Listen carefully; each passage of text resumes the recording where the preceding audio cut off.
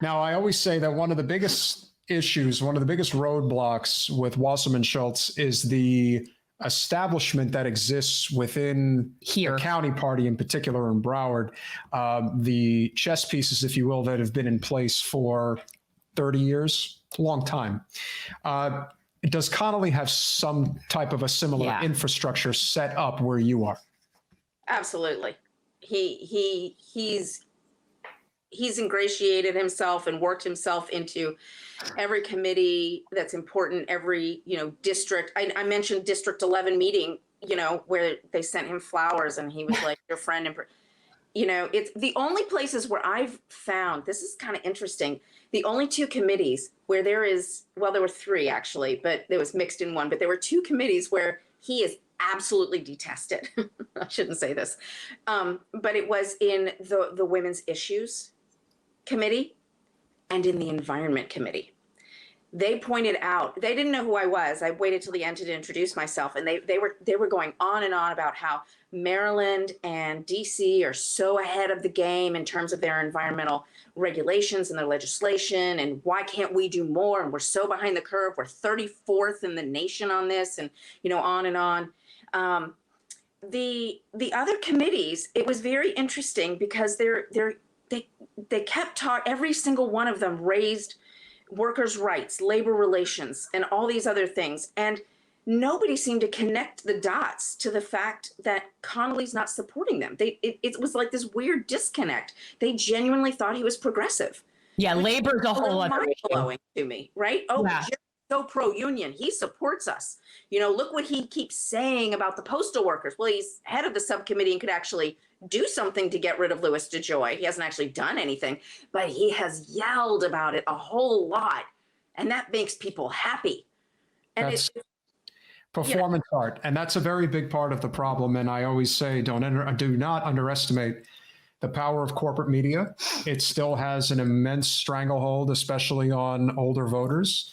They believe what they're sold, and that is what it is. They're being sold corporate talking points. Yeah. And so when people, like to, Kamala Harris is a great example of that, where, she'll put on a good show, but it's not good enough. When it comes to the actual teeth of her policies, they're not good. What policies? Well, that's the point. Wherever the wind is blowing, unfortunately, for a lot of them, the only person who actually was being very direct when it came to her performance art was Katie Porter.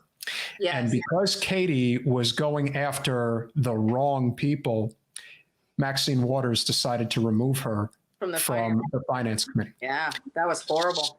So I like to point that out a lot. Yes, because let's stop being delusional about Maxine Waters, shall we? A lot of people, well, listen, I mean, talk about just somebody who, I can't. Again, you look at her district, you look at the fact that there are, again, we're not really permitted to speak about this, but there are certain elected representatives from the civil rights era that basically have, they have immunity. They have total and complete immunity to do whatever they want. They're not getting removed.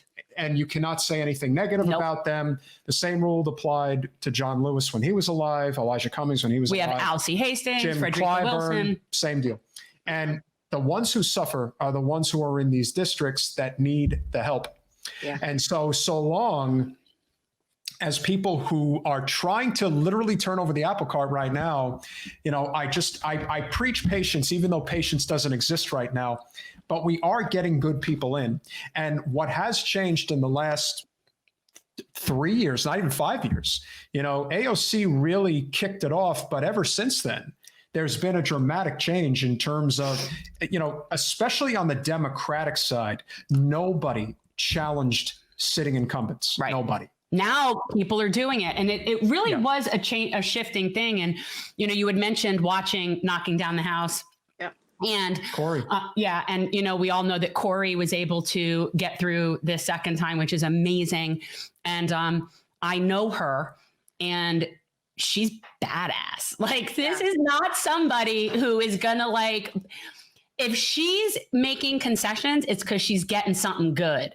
Yeah. Like, for her people, for her community. And I really wish she's there for her people. That's it. I would give another great example. If AOC was not the representative in in Queens and the Bronx right now, and it was still, Crowley. Joe Crowley.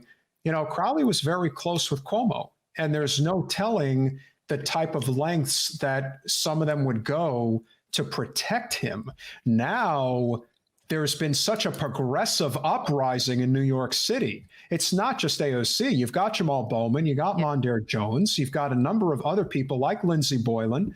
She isn't just the person who is a victim of sexual harassment and, dare I say, assault, but she's also somebody who has been inspired to run for office. He touched her. That's an assault. That's correct. It's actually a battery, if you really want to be technical. And so because of that, there are people now who are basically telling the old corporate corrupt guard, your days are numbered. We're coming for you.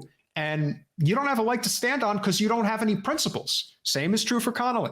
He's got $3 million, but like you said, about 2.7 million of that is dirty money. And and he'll take another 3 million if he really thinks you're a threat to take a seat. Well, and let him, because that doesn't matter. No. All he can do, and this is the thing where the money is what matters, is TV and mailers, right? TV and mailers. Pre-COVID, really our strength, and when I say our, I mean like grassroots campaigns, is canvassing. And we really have lost a lot of ability for that, as well as going to events. One of our big things that we used to always do was go to like food truck events and walk around and talk to people. Yep. And so those kinds of events are gone. And so unfortunately, we are now in a position to rely more heavily on money than we were previously, unfortunately. But I will still, you don't worry about what he's got. You don't need to even think about what he's got. I'm not really worried about what he's got. The reality is, the whole thing kind of, it just kind of disgusts me. I will say, if you're friends with Corey and you'd like to let her know about us, she's awesome. So, and and here's the thing, right? Like your point about AOC getting in and really starting that ball rolling. I think the squad has I know it's been kind of weird to watch, right? Like progressives have been attacking them for not doing enough. Yeah, no, we eat our own. It's our specialty. What they're not understanding, and this is the problem, is that, and this is why there were so many people who I remember back in 2016, people were criticizing Bernie for going on the Sunday morning shows and CNN and stuff like that. I'm like, do you not understand that this is where all the super voters are? Yeah. This is where they are. You have to do it. You have to do it. They have to know who you are. It's kind of like we're a monetized channel now, and I have to see that mud coffee commercial all the time. But you know what? It sticks in your head because it's name recognition. It's over and over and over again. Oh, Bernie's on the Sunday show. Oh, AOC's on oh, did you hear what AOC? Did you see what Katie Porter did? And these are people that are fighting for your rights. Yeah. People like Connolly are going to go on TV, and they are not fighting for your rights. No, they're not. No, we eat our own. It's a problem. So that's what they have to understand. And there are dishonest actors that are in the movement. It is what it is. It's on all sides, because the truth is, it's lucrative. It's lucrative. But we are in this for the right reasons, and that is why you're here.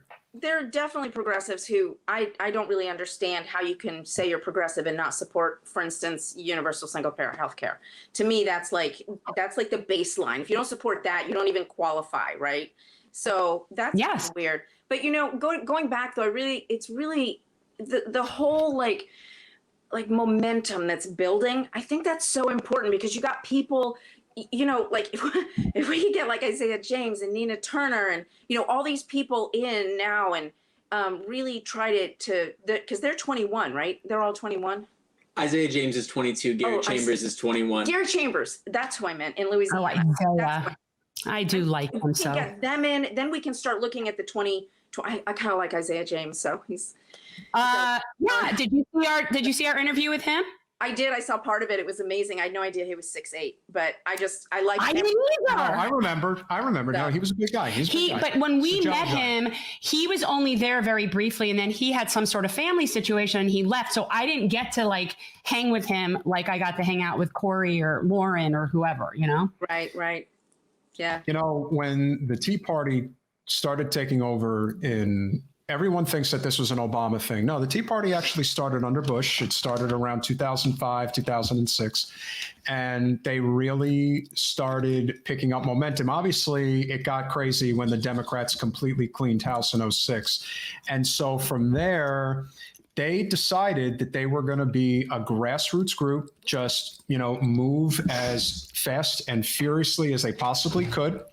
And at the peak of the Tea Party movement, which was in 2010, they had 40 seats. So what I would tell people is that right now, being completely generous, I would say that the true progressives in Congress is about, say, a dozen people. If you had 40 congressional representatives that were non-corporate, it doesn't even have to be progressive. If they were just not on the corporate payroll, it would change everything. It would. Like literally. Couldn't get legislation through if you couldn't answer to the non-corporate representatives. So we're actually not as far away from this as people think. It's maybe another 20 or so seats, but that could easily be done in the next 2 election cycles. We have to be lifting each other up. Everybody needs to go to alleyforcongress.com, sign up for phone banking, donate money if you can, be recurring. Thanks for watching. If you want to support our mission to transform politics into service, please like this video, subscribe, follow us on social media, and consider joining our Patreon, where you'll get early access to our interviews as well as other exclusive content. Links are in the description. Peace out.